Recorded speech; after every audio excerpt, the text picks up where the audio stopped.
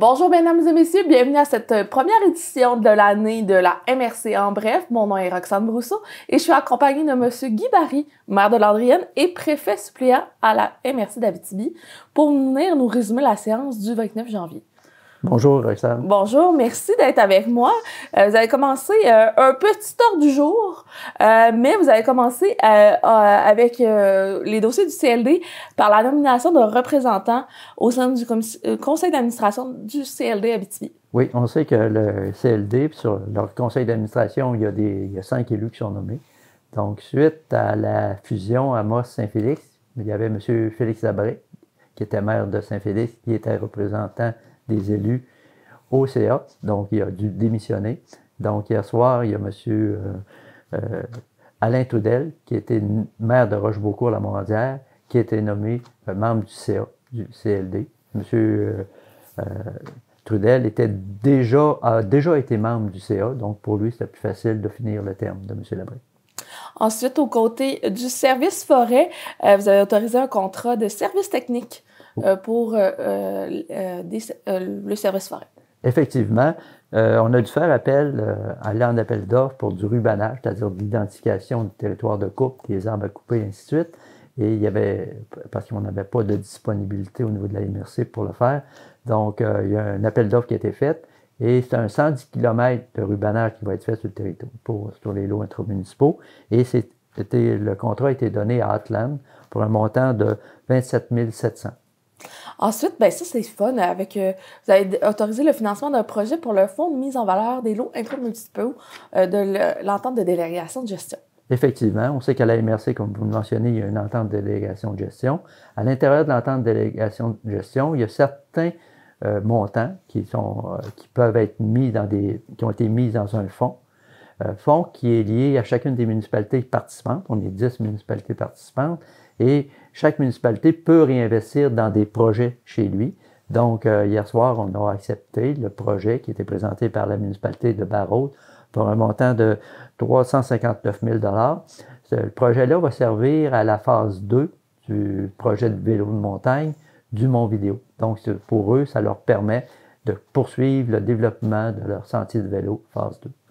C'est une belle activité à aller découvrir cet été. Effectivement. Ensuite, au niveau du service d'aménagement, il y a eu la conclusion d'une saga à la MRC, le suivi du schéma de couverture de risque en sécurité incendie. Effectivement, on a parlé souvent, on a souvent parlé, on accepte le projet, il est transmis au ministère de la Sécurité publique, les gens regardent le schéma, disent il y a des ajustements à apporter, ils nous retournent ça pour le travail. Et là maintenant, ce qu'on a appris, c'est que notre dernière version du schéma de couverture de risque est maintenant rendue dans le bureau du ministre pour approbation finale. Donc, quand c'est rendu dans le bureau du ministre, on a bon espoir que ça sera la version finale, ce qui permettra d'avoir une stabilité pour les prochaines années au niveau du schéma de couverture de risque. C'est une très bonne nouvelle, puis saluons le travail de longue haleine de l'équipe, de toutes les parties impliquées. Effectivement. Ensuite, au niveau du développement local, ce fut, on dirait, le mois de janvier, on parlait beaucoup de culture. Effectivement, on avait plusieurs points qui concernaient la culture. Le premier point qui a été mis, qui était dans les points culture, c'est la signature de l'entente développement culturel pour les prochaines années, qui a été signée avec le ministère de la Culture, donc pour l'année 25, 26, 27. Donc ça, c'est bon, c'est une bonne nouvelle d'annonce. Donc ça amène un investissement de près de 228 000 $ sur le territoire de la MRC. Une partie provient du ministère de la Culture pour un 108 000 $, me semble de mémoire, je vais juste m'assurer que j'ai les bons chiffres. Et l'autre partie qui provient du territoire, de notre territoire de la MRC. On comprend qu'au niveau de la MRC, c'est la MRC et la ville d'Amos qui contribuent à part égale. Donc, ça permet de réaliser des activités dans le cadre du plan d'action culturel. Plan d'action qui, hier soir aussi, a été adopté parce qu'il est en continuité avec ça. Donc, ça nous permet d'assurer le développement culturel. En plus, vous avez signé une entente sectorielle régionale pour le développement de la culture. Effectivement. Là aussi, toujours dans le développement de la culture, il y a une entente qui est plus au plan régional. Donc, chaque MRC sont invités à y participer, chaque milieu. est invité à y participer. Donc, nous, on s'est engagé, là aussi, pour les 3 prochaines années, au niveau culturel, à un montant total, après 3 ans, de 10 000 de participation à l'entente sectorielle. Chaque MRC en met, le ministère de la Culture en met de son côté. Donc, ça permet d'amener certains développements culturels. Entre autres, cette année, plus particulièrement, il y a la mise en valeur du patrimoine culturel qui va être fait. Il y a le développement d'arrimage avec le milieu culturel et l'éducation, parce que ça aussi, on veut de plus en plus travailler sur des projets régionaux qui font en sorte qu'il y a un échange, une proximité entre les deux.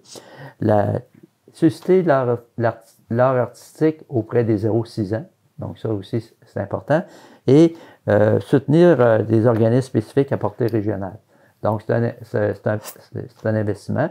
La participation de notre milieu se fait aussi MRC et Ville-d'Amos, toujours pour les 3 prochaines années.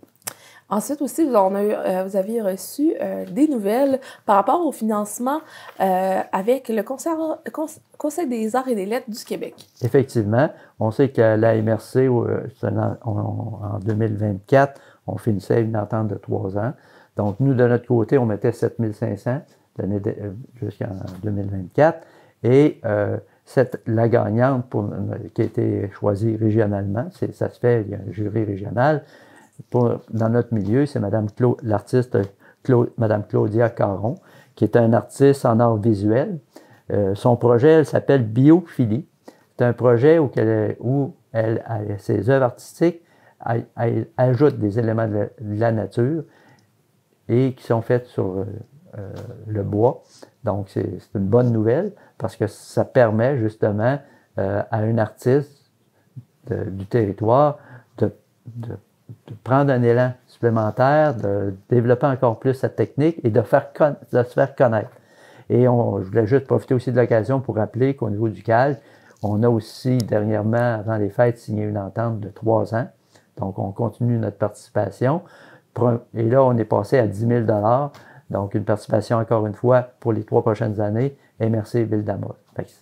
C'est quand même intéressant de voir ce que ça peut amener à des artistes locaux. Qu'on soutienne leur professionnalisation, puis qu'on les donne en élan, comme vous dites. Effectivement. Ensuite aussi, vous avez eu l'occasion de recevoir la présentation du bilan du plan d'action de l'année dernière. Effectivement. Donc, on avait Mme Valérie Castonguay, qui est agente de développement culturel, accompagnée de M. Bernard Blais, là, au niveau des loisirs de la ville. Ils sont venus nous présenter le bilan de l'année 2024 qui se sont déroulés dans le cadre du plan d'action culturel. C'était très intéressant. Puis pour les élus, c'était une belle occasion encore une fois, de voir tout ce qui se réalise par les investissements qui sont faits. Et elle l'a fait d'une façon intéressante. Elle l'a fait en présentant des photos, rappelant des projets, donc donnant des clins d'œil à différents projets qui sont déroulés dans différents milieux et présentant aussi certaines actions qui sont plus de nature territoriale. Donc, c'était intéressant. Je pense que les élus ont apprécié grandement de voir le bilan et elle a profité de l'occasion pour présenter justement les grandes lignes de 2025.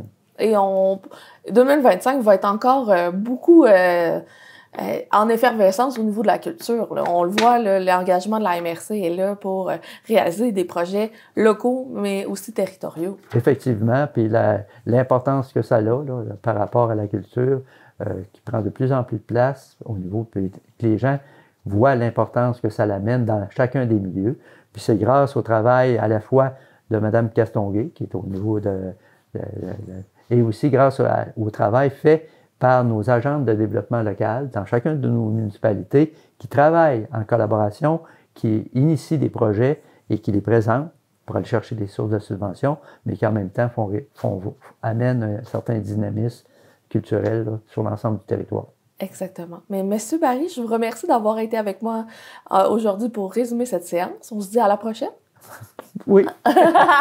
et vous à la maison, si vous voulez suivre l'actualité de la MRC, suivez-nous sur nos réseaux sociaux, Facebook, Instagram, si vous voulez pour tout savoir qu'est-ce qui se passe au niveau de la culture et autres sur la MRC d'Abitibi.